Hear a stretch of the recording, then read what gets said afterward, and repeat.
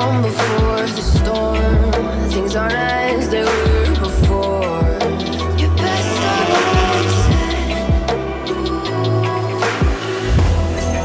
Did you think you could keep us out? Shut the gates.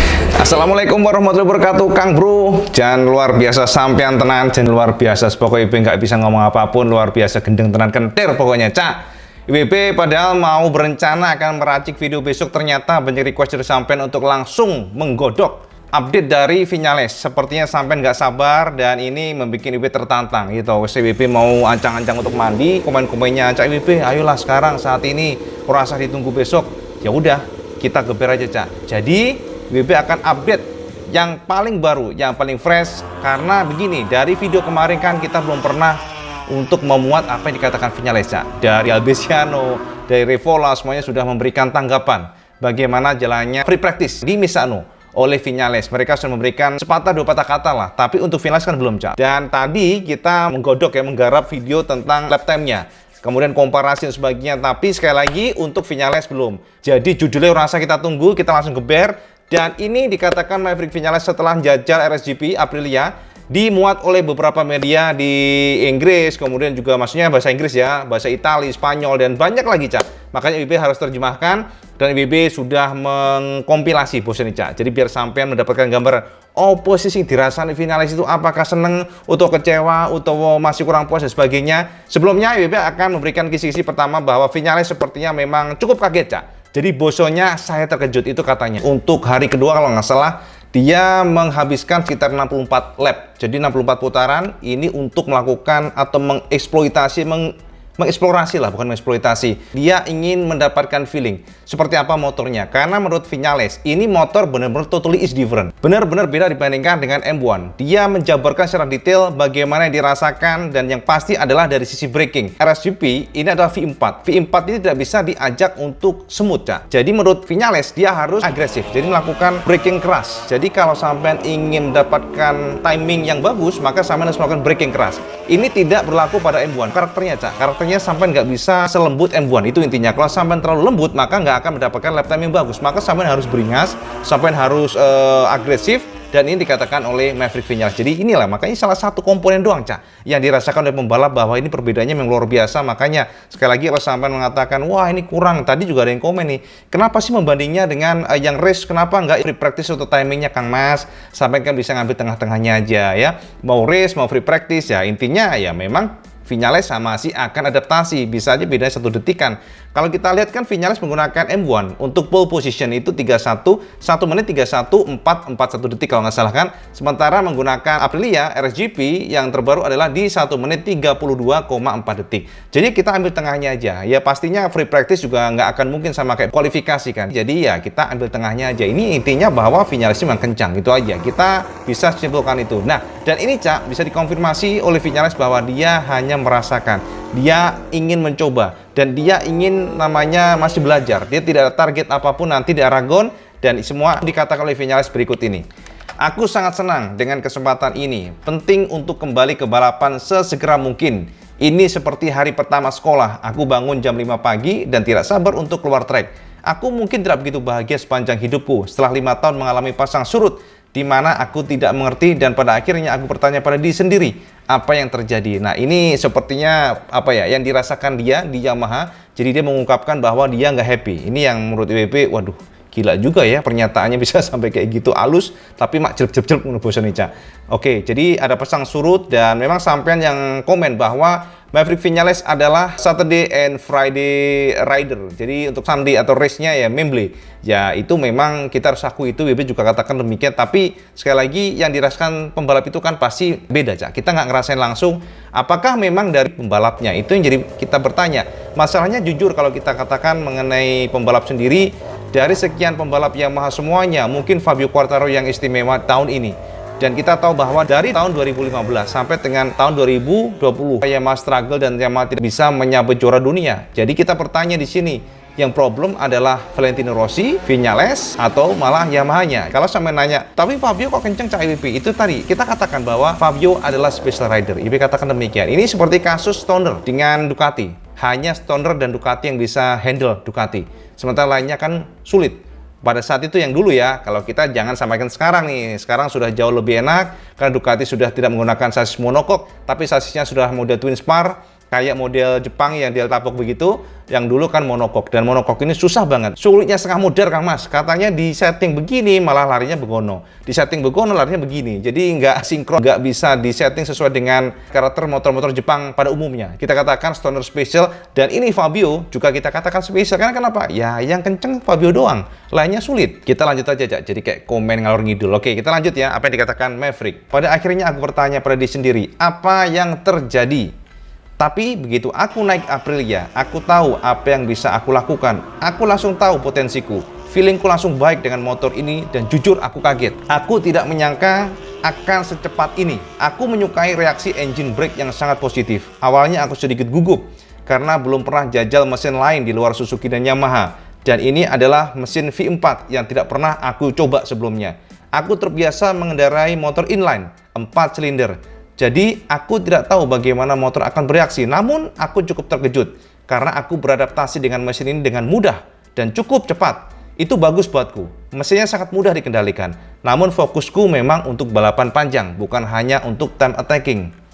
Di area paddock juga menyenangkan. Aku tahu sebagian besar dari mereka karena aku pernah mengenal mereka pada saat mengendarai Aprilia 125cc di masa lalu.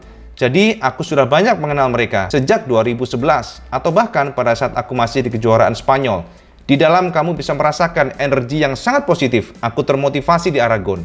Memang aku masih harus banyak berkembang. Aku jauh dari mampu untuk nge-push motor semaksimal mungkin.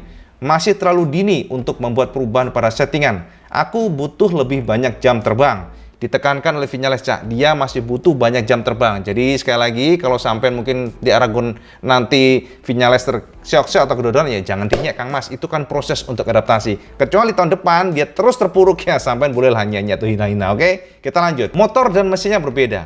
Aku masih harus mengerti bagaimana menanganinya. By the way, aku sudah lama tidak bersenang-senang dengan motor. Sekarang tujuanku adalah menemukan kembali gairah dengan tim. Itu tidak akan mudah di Aragon, tetapi kita berinteraksi dengan baik di sini, di Misano.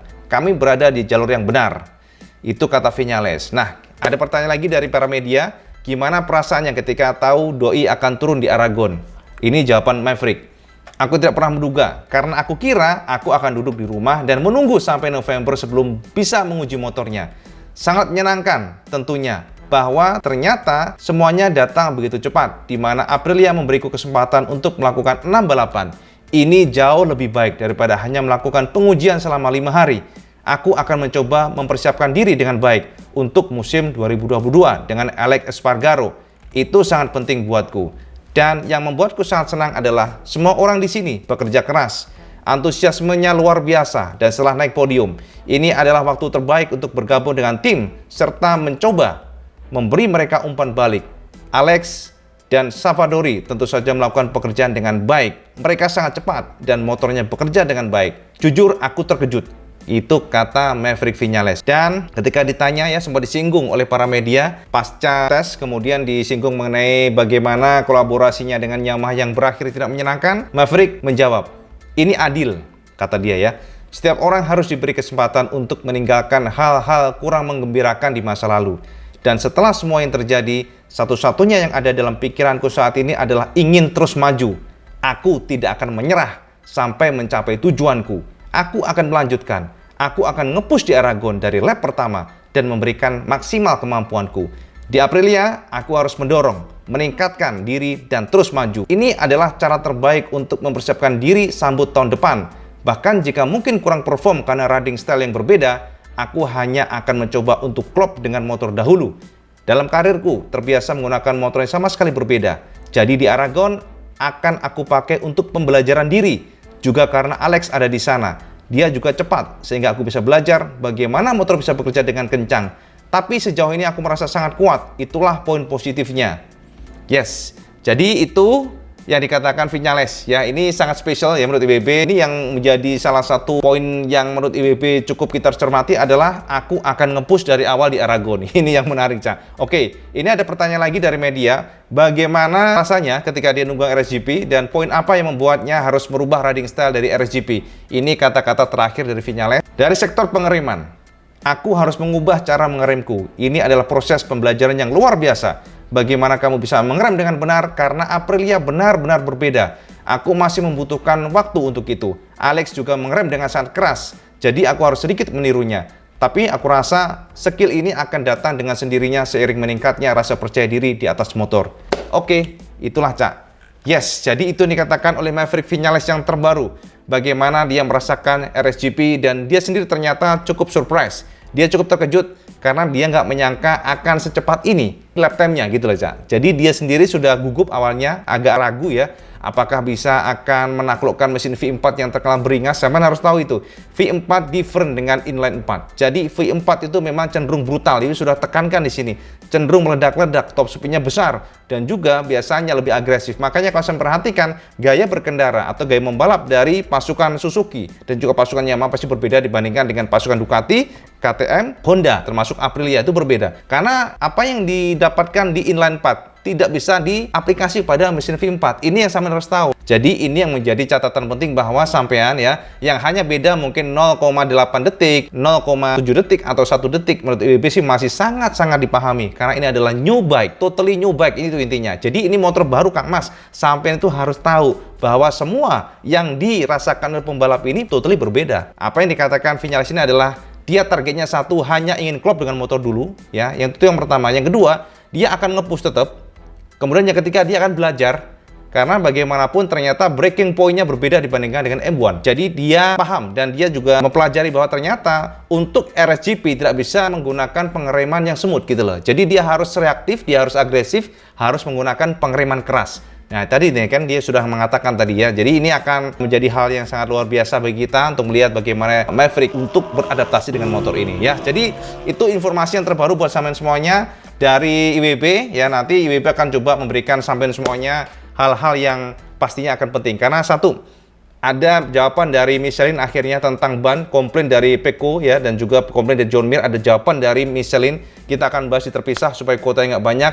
Dan juga yang kedua, ternyata banyak sekali kritikan kepada Marc Marquez. Bahkan ada juga yang mengatakan bahwa yang terbaru nih ya, terbaru saya harus tahu nih. Bahkan seorang Carlo Pernat. Kalau saya tahu, Carlo Pernat kan orang yang banyak sekali memberikan pernyataan-pernyataan pedas. Menurut Carlo, harusnya Marc harus didiskualifikasi satu seri. Ini menurut Carlo Pernat. Ini sangat hot banget. Oke, tapi nggak apa-apa Cak. Ini kita sudahi dulu. Jadi itu dikatakan Maverick Viñales setelah clear semuanya bahwa RSGP memang mengejutkan. Jadi sampean komen aja. Kira-kira bagaimana? Ini karena kata-katanya dari Viñales tadi sudah sangat jelas bahwa dia akan nge-push, dia akan belajar, tapi juga nge-push, nggak akan ada namanya santai. Dan dia akan mempersiapkan diri di 6 seri ini untuk bangkit di tahun depan. Itu intinya Cak ya. Oke, jadi informasi dari WP ya, biar sama nggak nunggu-nunggu, kita sudah dulu dan kita langsung saja menuju ke next chapter, yakni mengenai Michelin ya, tentang jawaban ban goib. Ternyata bener Cak, di luar negeri aja juga ada tuh Cak yang namanya ban goib. Ini maksudnya bukan goib sebutannya, tapi special treatment dari Michelin yang notabene Prancis ke Fabio Quartararo, dan ini dibantah oleh Michelin. Kita akan tunggu aja ya video next di mana Michelin memberikan pernyataan official mengenai ini dan juga mengenai pernyataan Carlo Pernat bahwa seharusnya Marc Marquez didiskualifikasi karena menurutnya ya tahulah sampean ya. Oke, jadi ngono informasi dari IWB. Dan kalau sampean suka video ini, jangan lupa sampean like, share, dan subscribe supaya IWB semakin semangat. Dan jangan lupa juga sampean sholat 5 waktu karena itu yang paling penting Cak. Jangan pernah ditinggalkan. Assalamualaikum warahmatullahi wabarakatuh. Salam Jus Gandos.